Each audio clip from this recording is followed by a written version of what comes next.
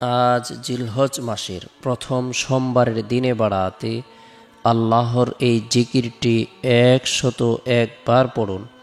৯০ বছরের গুনাহ মাফ হবে, ভাগ্য খুলে যাবে, জান্নাত নসিব হবে, আশা আকাঙ্ক্ষা পূরণ হবে। জিলহজ মাস অত্যন্ত বরকতপূর্ণ একটি মাস, ফজিলতপূর্ণ একটি মাস, মাহাত্ম্যপূর্ণ একটি মাস, তাৎপর্যপূর্ণ একটি মাস।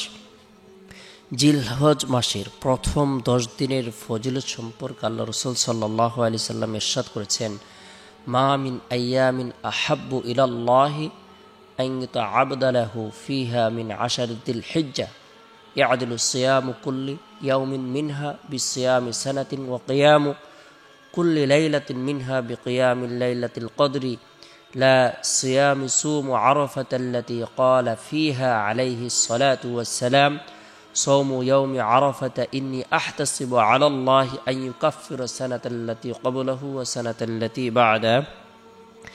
আল্লাহ তাআলার নিকট জিলহজ মাসের প্রথম ১০ দিনের ইবাদত অপেক্ষা অধিক পছন্দনীয় আর কোনো ইবাদত নেই।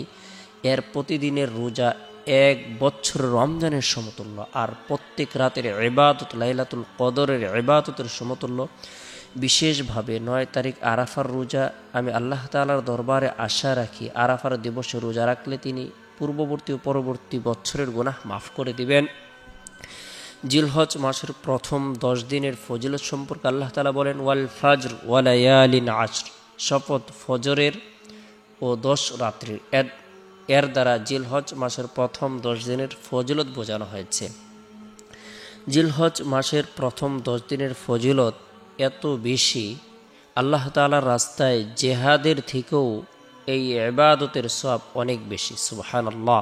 জিলহজ মাসের প্রথম ১০ দিনের ইবাদত আল্লাহ তাআলার কাছে অধিক প্রিয় এবং শ্রেষ্ঠ, এবং কি আল্লাহ তাআলার রাস্তায় জেহাদ থেকেও অধিক পছন্দনীয়।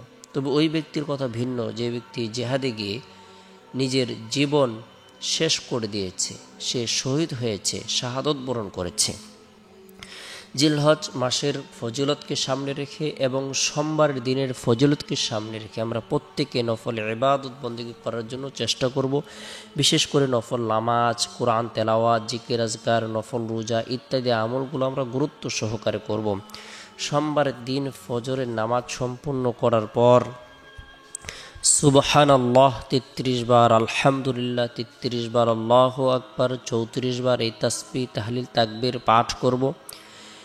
এরপরে সোমবারের দিন যথাসময়ে জোহরের নামাজ আমরা আদায় করব।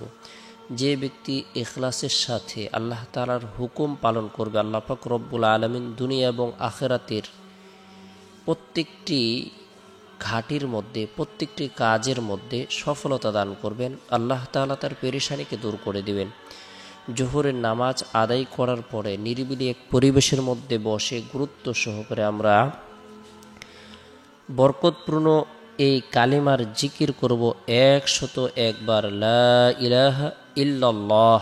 যে ব্যক্তি জিলহজ মাসের প্রথম দশকের মধ্যে এই কালিমার জিকির করবে, আল্লাহ তাআলার প্রতি পরিপূর্ণ বিশ্বাস রাখবে, আল্লাহ তাআলা তার জীবনের সগীরা কবিরা, জাহিরি বাতিরি, শিরিক বিদাত, ইচ্ছায় অনিচ্ছায়, গোপনে প্রকাশ্যে সকল গুনাহগুলোকে মাফ করে দিবেন।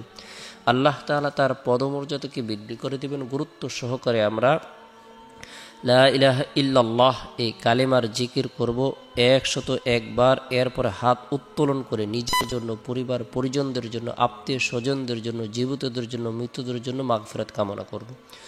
এরপরে সোমবার দিন আসরের নামাজ সম্পূর্ণ করার পর গুরুত্ব সহকারে ইস্তিগফারের আমল করব। আস্তাগফিরুল্লাহ আস্তাগফিরুল্লাহ। যে ব্যক্তি ইস্তিগফারের আমল করবে, আল্লাহ তাআলা তার জীবনের সকল গুনাহগুলোকে মাফ করে দিবেন। যদিও তার গুনাহ সমুদ্রের ফেনা পরিমাণ হয় না কেন, আল্লাহ তাআলা তাও মাফ করে দিবেন। এরপরে সোমবারের দিন শেষ হওয়ার পর যে রাত আসে, এই রাতটি হলো বরকতপূর্ণ একটি রাত। এই রাতের মধ্যে বিশেষ করে এশারের নামাজ সম্পূর্ণ করার পর আমরা যারা কোরআন পড়তে পারি, আমরা নিয়মিতভাবে সূরাতুল মুলক তেলাওয়াত করব। তাবারাকাল্লাযী বিয়াদিহিল মুলক ওয়া হুয়া আলা কুল্লি শাইইন কদির। যে ব্যক্তি প্রত্যেক রাতে সূরাতুল মুলক তেলাওয়াত করবে, আমল করবে, আল্লাহ তাআলা তাকে কবরের ফিতনা, কবরের সওয়াল জবাব, কবরের আযাব থেকে নিরাপত্তা দান করবেন। তেলাওয়াতকৃত সূরা আল্লাহ তাআলা দরবারে সুপারিশ করবে।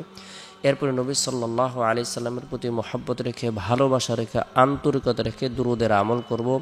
আল্লাহুম্মা সাল্লি আলা মুহাম্মাদিন আবদিকা ওয়া রাসূলিক ওয়া সাল্লি আলাল মুমিনিনা ওয়াল মুমিনাত ওয়াল মুসলিমিনা ওয়াল মুসলিমাত। গুরুত্ব সহকারে এই আমলগুলো করব এবং প্রথম দশকে গুরুত্ব সহকারে প্রত্যেকেই নফল ইবাদত বন্দেগী করব। বিশেষ করে আরাফার দিন নফল রোজা রাখবো। আরাফার দিন আল্লাহ তাআলা অসংখ্য অগণিত নারী পুরুষদেরকে ক্ষমা করে দেন। আল্লাহ তাআলা যেন তাদের তালিকাভুক্ত আমাদেরকেও করেন। আল্লাহ তাআলা সকলকে বোঝার আমল করার তৌফিক দান করুন।